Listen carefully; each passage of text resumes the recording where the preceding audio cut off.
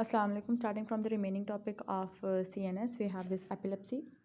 Epilepsy क्या है, एकदम अब्रप्ट न्यूरोनल डिस्चार्ज होगा ब्रेन से और that will result in an abnormal, abrupt or repeated symptoms like movements of the body. So this is defined as occurrence of signs and symptoms due to abnormal, excessive or synchronous neuronal activity in the brain. अब जो epilepsy है वो पहले grand माल scissor जिसे tonic clonic scissor कहते थे और petit माल जिसे एब्सेंट सीजर या पार्शियल सीजर कहते थे, लेकिन अब ना उसे फर्दर डिवीजन कर दी गई है एपिलेप्सी की. It can B because of a focal cause. Focal scissor focal cause है जो एक साइड पे है, तो फोकल डिफिसिट कॉज करिए. इट कैन बी जनरलाइज्ड कि अगर कोई भी कॉज है, ब्रेन लीजन है जो कि जनरलाइज सीजर करवा रहा है तो जनरलाइज भी हो सकती है. फर्दर ये कि इट कैन बी आगे फोकल सीजर है, जैसे बताया कि फोकल सीजर्स में it is localised, it is cause by localised cortical activity within retained awareness. तो एक स्पेसिफिक मूवमेंट वो बार बार करेगा, like make smacking movement from of their lips या displaying other automatism like picking at their clothes. एक जगह कोई मसला हुआ, एक जगह से नर्वस इम्पल्सेस आ रही हैं तो उसका इफ़ेक्ट भी दूसरी तरफ, मतलब उसकी बॉडी में वही सिस्टम इफेक्ट होगा. ये फोकल सीजर है. और जनरलाइज टॉनिक क्लॉनिक इसके कॉज कोई भी हो सकते हैं, like tuberculosis, trauma, tumour, cerebral abscess, toxoplasmosis, toxic tuberculoma या सार्कोइडोसिस. दूसरी तरफ है हमारे पास जनरलाइज सीजर्स. जनरलाइज सीजर में there will be loss of consciousness. Focal में it's not necessary to have a loss of consciousness, generalise में होगी loss of consciousness. It can be tonic clonic seizures कि एकदम जो है बाजू बहुत ज़्यादा रिजिड हो जाएगा और जो उसकी होगी मसल की टोन भर जाएगी, and then followed by unconscious state, and then there will be a clonic जिसमें मूवमेंट होगी आर्म की या लिम्ब की या जो भी मसल अफेक्टेड हो रहा है. इसमें मायोक्लॉनिक सीजर्स भी आते हैं in which jerking movements of mostly arms are involve. Atonic seizures जिसमें hypotonic state of the muscle is involve. Tonic seizure जिसमें हाइपरटोनिया और clonic seizures are also involve. The clinical manifestation are similar but without preceding a tonic phase, direct वो clonic phase में जाती हैं. तो जैसे main features, main क्या है क्लासिफिकेशन, फोकल सीजर्स और जनरलाइज्ड सीजर्स. इसमें जनरलाइज में कंप्लीट भी आती है, पार्शियल भी आती है और एब्सेंट सीजर भी आता है. ठीक. What are the triggers of the seizures? They can be sleep deprivation, anti-epileptic dose miss कर दी, alcohol का withdrawal, recreational drug misuse, physical and mental exhaustion, flickering of lights, TV and computer screens. Most important, EEG करते वक्त ये वाला step तो ज़रूर करते हैं कि क्या पता इस चीज़ से उसका जो है epileptic attack या कोई भी सीजर है वो ट्रिगर हो जाए. Uncommonly बट लोगों को हो जाती है loud noises से, म्यूज़िक, रीडिंग, हॉट बाथ्स. फिर आ जाते हैं हम एपिलेप्टिक सिंड्रोम्स में, they are not important. What are the investigation? Investigation यही है कि रियल टाइम या वीडियो टेलीमेट्री जो है ईईजी की जाए. और फिर इसकी मैनेजमेंट भी आ जाते हैं. मैनेजमेंट एक तो जर्नल मैनेजमेंट है कि किसी को एपिलेप्सी हो रही है तो उसे कैसे मैनेज करना है. और स्टेटस एपिलेप्टिकस में आ जाते हैं अगर कोई भी एपिलेप्सी विद इन 5 मिनट्स या मतलब वो उसके जो सीजर्स हैं वो रुक नहीं रहे और without any post ictal phase दोबारा उसको शुरू हो गया, without the gain of consciousness दोबारा उसे सीजर्स आना शुरू हो गए, तो उसे स्टेटस एपिलेप्टिकस कहते हैं. अब हम कैसे कह सकते हैं कि इसको जो है जो दौरा है या जो सीजर अटैक है वो ख़त्म हो गया हुआ है. There are 4 stages of a seizure. एक है प्रोड्रोमल पीरियड जिसमें उसको सिम्टम्स आते हैं जिसे ऑरा कहते हैं. प्रोड्रोमल सिम्टम्स आते हैं नोजिया, वॉमिटिंग, हेडेक्स वगैरह. जिसे stage 1, aura is stage 1. Then his ictal phase जिसमें उसे झटके लगते हैं, that is stage 2. It's from aura to the end of the seizure. When the seizure ends it is the beginning of the post ictal phase, जिसमें end से लेकर till the brain reaches its normal activity, उस period को हम post ictal phase कहते हैं. तो तीन स्टेजेस हैं और 4 पॉइंट्स हैं, prodrome, aura, ictal phase and post ictal phase. How would you management में वही initially airway breathing, circulation maintain करनी है, pulse, blood pressure, respiratory rate and secure intravenous access. साथ आपने उसका ब्लड निकालना है ग्लूकोज देखने के लिए कि हाइपोग्लाइसीमिया, मेटाबॉलिक डिस्टर्बेंस की वजह से इससे सीजर तो नहीं आया. Urea, electrolyte, serum, calcium, magnesium, liver function, anti epileptic drug के लेवल क्या वो ले रहा था या मिस हुई है, जो भी है, full blood count, and then we have to store a sample of it for the future कि ड्रग मिस यूज़ का केस तो नहीं है. अगर सीजर 5 मिनट से ज़्यादा हो गए, कॉल फॉर हेल्प और 10 मिलीग्राम IV डायज़ेपम लगा दें या 4 मिलीग्राम IV लोराज़ेपम लगा दें. Repeat only once after 15 minutes. कोई मेटाबॉलिक एरर है तो उसको, मेटाबॉलिक डिसऑर्डर है तो उसको ठीक करें, मेटाबॉलिक ट्रिगर लाइक हाइपोग्लाइसीमिया उसको ठीक करें। अगर तो 30 मिनट से ऊपर हो गए हैं तो फिर आपको फ़ौरन फॉस्फोफेनिटाइन या फिनोबार्बिटल लगानी चाहिए। और अगर 30 से 60 मिनट तक उसको सीजर मुसलसल जाए जा रहा है, then we have to follow the protocol of general anaesthesia like propofol या थायोपेंटल लगाएं। Once the seizure is control, status is control, फिर आप प्रोफाइलेक्टिकली सोडियम वॉलप्रेट, फेनिटोइन और कार्बामाज़ेपिन प्रिस्क्राइब कर सकते हैं, and also investigate the underlying cause. ये होगी एपिलेप्सी। एपिलेप्सी के बाद जो नेक्स्ट हमारा इंपॉर्टेंट टॉपिक है वो है मूवमेंट डिसऑर्डर्स। मल्टीपल स्क्लेरोसिस तो हम कर चुके हैं, तो अब मूवमेंट डिसऑर्डर्स पढ़ेंगे। मूवमेंट डिसऑर्डर्स में सबसे पहले वैसे तो ये कैपलान से करना है, लेकिन यहाँ से भी करने तो कोई मसले वाली बात नहीं है। मूवमेंट डिसऑर्डर्स में सबसे इंपॉर्टेंट है पार्किंसंस डिजीज़। और पार्किंसंस डिजीज़ में हम ब्रिट कहते हैं। ब्रिट इज़ एन निमोनिक, जिसमें हम कहते हैं कि सारे आ जाते हैं उसके symptoms: bradykinesia, rigidity, cogwheel rigidity, postural instability, I से इंस्टेबिलिटी, और टी फॉर ट्रेमर्स। अगर ट्रेमर्स हैं, टी है, तो ये पार्किंसन है। अगर ट्रेमर्स नहीं है तो it can B Parkinson syndrome, it can B Parkinson plus syndrome. तो इस बात का ध्यान रखना कि पार्किंसन सिंड्रोम में भी they don't have tremor and affects both side of the body, जबकि पार्किंसन जो अकेला पार्किंसन डिजीज़ है जिसमें ट्रेमर होंगे and it is initially asymmetrical. Parkinson's disease कैसे होती है? मोस्ट प्रोबेबली डोपामिनर्जिक न्यूरॉन्स जो है वो ख़त्म हो जाते हैं, इस वजह से होती है। और एंटीसाइकोटिक ड्रग्स, वो भी तो डोपामिन एंटागनिस्ट हैं, तो उनकी वजह से भी हो सकती है। हैलोपेरिडोल और sodium valproate, lithium, they can all cause Parkinson's disease. Genetic factors भी हैं जो कि पार्किंसंस लाइक सिंड्रोम बनाते हैं, पार्किंसोनियन सिंड्रोम, हंटिंगटन्स, विल्सन्स और fragile X tremor, ataxia syndrome. खैर हमें पता है कि पार्किंसंस में क्या होता है, लिवर बॉडी बनती हैं जो कि नाइग्रल सेल्स में डिपॉजिट हो जाती है। प्रोटीन इंकल्जेंस, अल्फा साइन्यूक्लिन, ये भी प्रोटीन इंकल्जेंस बनती है। क्लिनिकल फीचर्स में वही rigidity, bradykinesia, tremor, akinesia, speech difficulty, cognition difficulty, और almost always it is initially asymmetrical. Mostly it is asymmetrical. अगर तो सिमेट्रिकल है तो इसका मतलब यहाँ पार्किंसोनियन सिंड्रोम में बदल चुके हैं, यहाँ पार्किंसन प्लस सिंड्रोम बन चुका हुआ है। मोटर सिम्टम्स में एकानेजिया, ब्रेडिकाइनेजिया, और there will be anxiety, depression, apathy, hallucination and साइकोसिस। न्यूरोसाइकेट्रिक फीचर्स आ सकते हैं। How would you investigate? Mostly it is clinical, नहीं तो CT MRI करके। सिर्फ CT MRI से भी नहीं पता लगना कि पार्किंसन है, CT MRI से पता लगना है कि you can exclude other causes. Physical signs of Parkinson's: expression like mask-like face, and there is a stooped posture, festination gait, ऐसे झूम मतलब ऐसे पाँव रख के फेनेस्टेशन गेट होती है इसकी, स्पेशली वीडियो देख लीजिएगा यूट्यूब से। Slow to start walking, and there is resting pill roll tremors. Cogwheel type rigidity, cogwheel rigidity क्या होती है? वो lead pipe rigidity plus tremors, दोनों का इकट्ठा कॉगविल रिजिडिटी होती है। There is akinesia, slowness of movement, and a important point, Parkinson's में कुछ चीज़ें नॉर्मल होंगी, जैसे deep tendon reflexes, power normal होगी, प्लांटर रिस्पॉन्स नॉर्मल होगा। अगर प्लांटर रिस्पॉन्सेस अपवर्ड्स जा रहे हैं और पेशेंट डिमेंशिक है या हेडेक है इस तरह, तो सब रेक्नोइड हेमरेज की तरफ पेशेंट जा सकता है। अगर तो उसके डीप टेंडन रिफ्लेक्सेस, बाकी सब कुछ जो है वो सेम है, अब नॉर्मल है, और डीप टेंडन रिफ्लेक्सेस जो हैं वो एब्सेंट हैं, तो फिर वो गुलेन बेयर सिंड्रोम की तरफ जा सकते हैं, फिर पार्किंसंस नहीं है। Eye movements would be normal, sensory and cerebral examination would be normal. अगर आई मूवमेंट्स में डिस्टर्बेंस आ रही है तो हम आगे पढ़ेंगे कि वर्टिकल गेज में अगर डिस्टर्बेंस आ रही है तो इट इज़ प्रोग्रेसिव सुप्रान्यूक्लियर पाल्सी, जिसमें वर्टिकल गेज में मसला आता है अलॉन्ग विद पार्किंसंस के सिम्टम्स। और सेरिबेलर मूवमेंट्स में अगर मसला है तो it is again one of the causes के मल्टीपल सिस्टम एट्रोफी की तरफ ये जा रहा है पार्किंसोनियन सिंड्रोम में, तो अकेला इडियोपैथिक पार्किंसंस डिजीज़ नहीं होगा। What is the drug treatment? Drug treatment में सबसे पहले levodopa, which is very effective. और लिवोडोपा ताकि पेरिफेरली कन्वर्ट ना हो जाए डोपा में, हम लिवोडोपा डीकार्बोक्सिलेज इनहिबिटर्स देते हैं like carbidopa and benserazide. Next drug है हमारे पास dopamine receptor agonist like bromocriptine, cabergoline, pergolide, वो देते हैं। इसके सिर्फ नाम याद करने हैं जस्ट लाइक इन्यूमरेट करके। Monoamine oxidase inhibitor, type B inhibitors, उसमें सेलेग्लाइन एंड रजाग्लिन।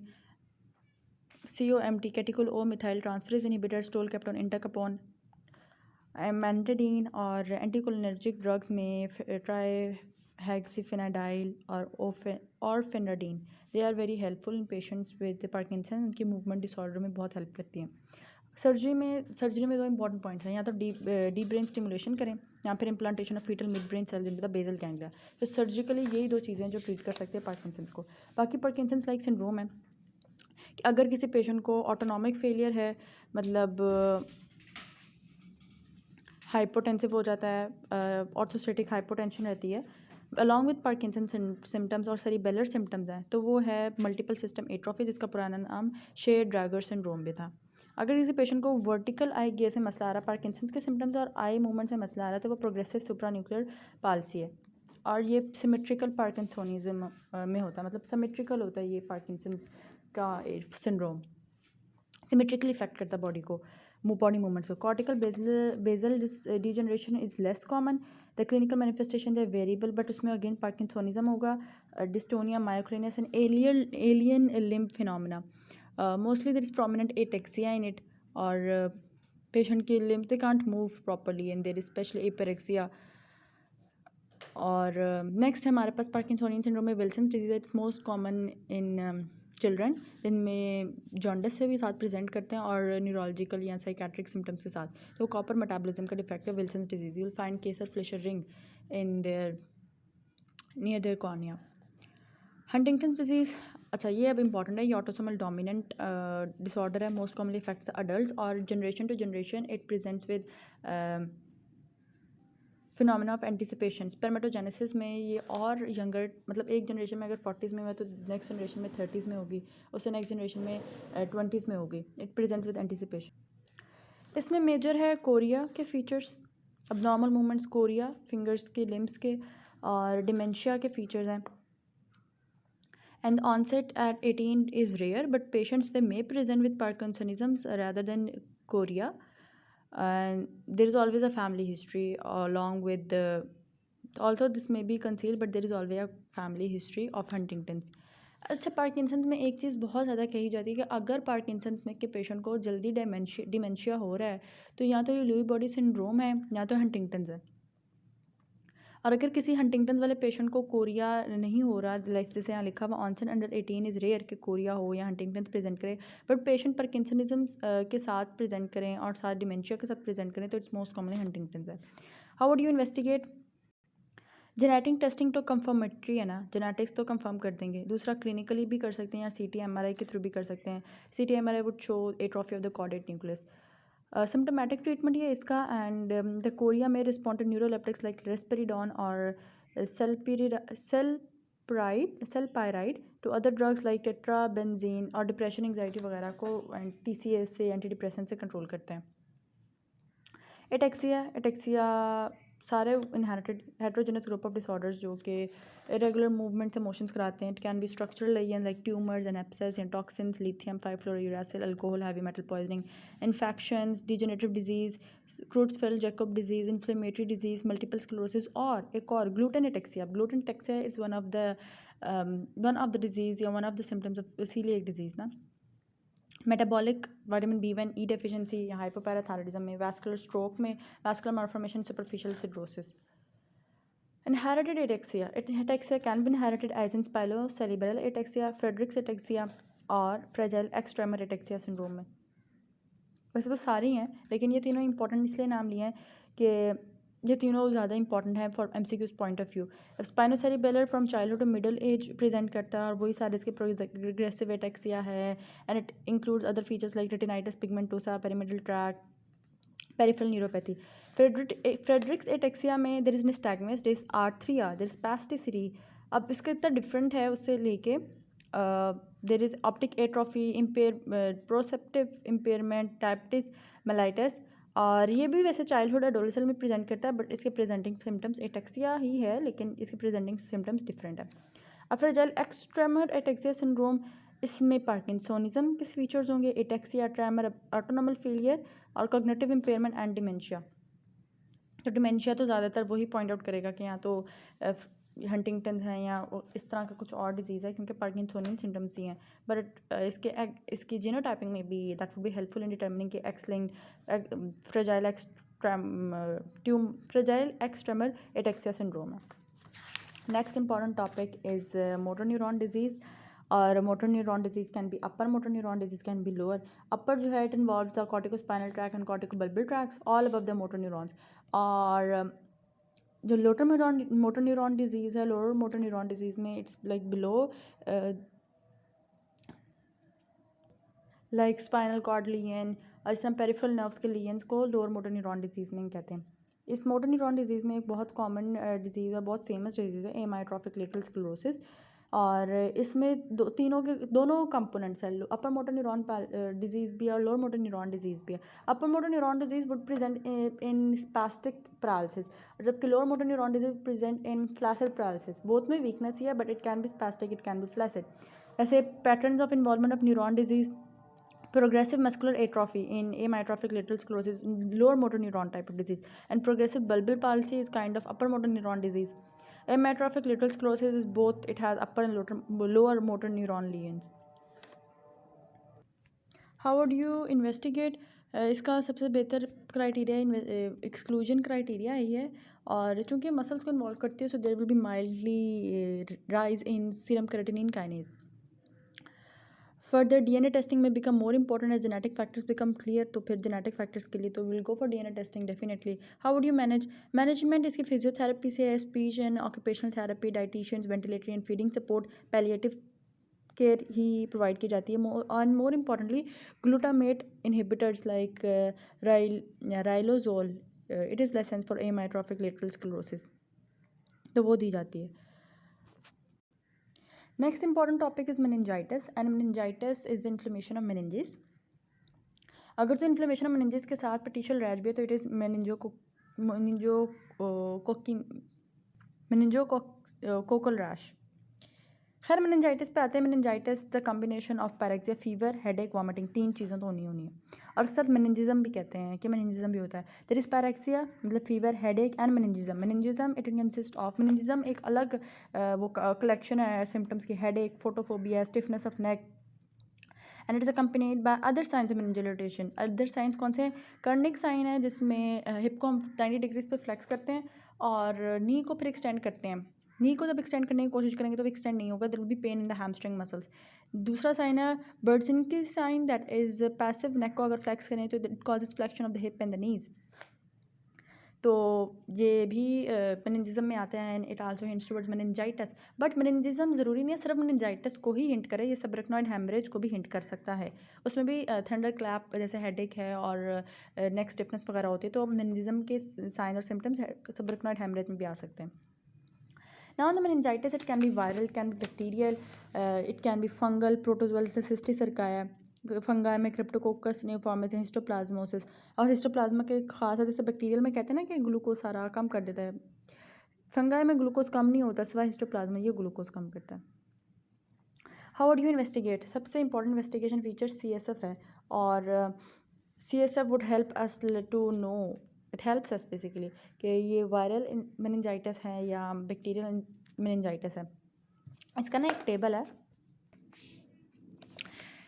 नॉर्मल CSF है ये subarachnoid haemorrhage, acute bacterial, viral, tuberculous और मल्टीपल स्क्लेरोसिस. मल्टीपल स्क्लेरोसिस तो खैर पहले पढ़ा हुआ है. नॉर्मल का प्रेशर 50 to 250 mm वाटर है. सबरेक्नॉइड हेमरेज में भी इंक्रीज़ होगा. अब मेनिंजाइटिस हम 3 चीज़ों को लेकर चलते हैं. मेनिंजाइटिस में pressure rate might be normal और might be increase in bacterial. TB में तो इंक्रीज होगा ही होगा. और वायरल मेनिंजाइटिस में it can be normal. Colour इसका क्लाउडी, इसका क्लियर, इसका स्ट्रॉ कलर्ड या cloudy. The red blood cell count will be like normal, but when it comes to WBCs तो एक्यूट बैक्टीरियल में पोलीमॉर्फ्स बहुत ज़्यादा होंगे, 100 to 5000 पोलीमॉर्फ सिर्फ इसमें ज़्यादा है. बाकी TB मेनिंजाइटिस और वायरल मेनिंजाइटिस दोनों में लिम्फोसाइट ज़्यादा है. Glucose would be decreased in bacterial meningitis and in tuberculous meningitis. Tuberculous meningitis में तो मार्केटली डिक्रीज होगी. वायरल में इसका कोई मसला नहीं होगा. Protein would be raised in bacterial meningitis and viral meningitis. Also in Guillain-Barré syndrome protein is raised, but it would be markedly raised in tuberculous meningitis. Normal अगर 15 to 60 मिलीग्राम पर decilitre है, less than 4.5 ग्राम पर litre protein होती है ना, तो बहुत ज़्यादा रेज्ड होगी TB में. माइक्रोबायोलॉजी, बैक्टीरियल में तो कल्चर और ग्राम स्टेन करेंगे तो मिल जाएगा. इसका ZN स्टेन करेंगे और ट्यूबरक्लोसिस कल्चर पॉजिटिव आ जाएगा. वायरल का स्टेराइल होगा या फिर हम वायरस डिटेक्शन के लिए PCR अप्लाई करेंगे तो माइक्रोबायोलॉजी में मिल जाएगा. Oligoclonal bands that will be mostly of positive in like 90%, 70 to 90% they are present in multiple sclerosis. बाकी इन तीनों में पॉजिटिव हो सकते हैं but not necessary to be positive. अब हम आ जाते हैं इनके कॉजेज़ पे. जैसे वायरस है, एंटेरोवायरस कॉज कर सकता है, मम्प्स कॉज कर सकता है, herpes simplex, varicella zoster, they can cause viral meningitis. Bacteria को डिवाइड किया हुआ बैक्टीरियल कॉजेज़ को न्यूनेट, प्री स्कूल चाइल्ड और ओल्डर चाइल्ड या अडल्ट में. न्यूनेट में तो ग्रुप बी स्ट्रेप्टोकोका एक लैक्टिशिया, proteus, E coli can cause, listeria less common but cause कर सकता है. प्री स्कूल में H influenza, strep pneumonia, Neisseria meningitis, mycobacterium tuberculosis can also be a cause for bacterial meningitis. And older child में mycobacterium tuberculosis, Neisseria, streptococcus pneumonia, listeria, staphylococcus aureus. क्यों? अगर skull fracture हुआ है तो the source of infection it tells us के किस area को infect करेगा. हम आगे सेरेब्रल एब्सेस में पढ़ेंगे किस एरिया को एब्सेस करेगा और कैसी इन्फेक्शन होगी. Haemophilus influenza also causes bacterial meningitis. Meningococcal septicaemia can be complicated और it can present as meningitis, rash, morbilliform, petechial, purpuric shock, intravascular coagulation, renal failure, peripheral gangrene, arthritis, septic or reactive, and pericarditis, septic or reactive. Again, ये मैंने इसलिए पढ़े हुए इतनी important नहीं है but must know के meningococcal septicaemia can cause complication. Blood को उड़ाएगा, ब्लड उड़ रहा है तो दिल उड़ेगा ही उड़ेगा, जॉइंट्स की इन्फ्लेमेशन करे इस तरह. इन्वेस्टिगेशन में पढ़ा कि लंबर पंक्चर है.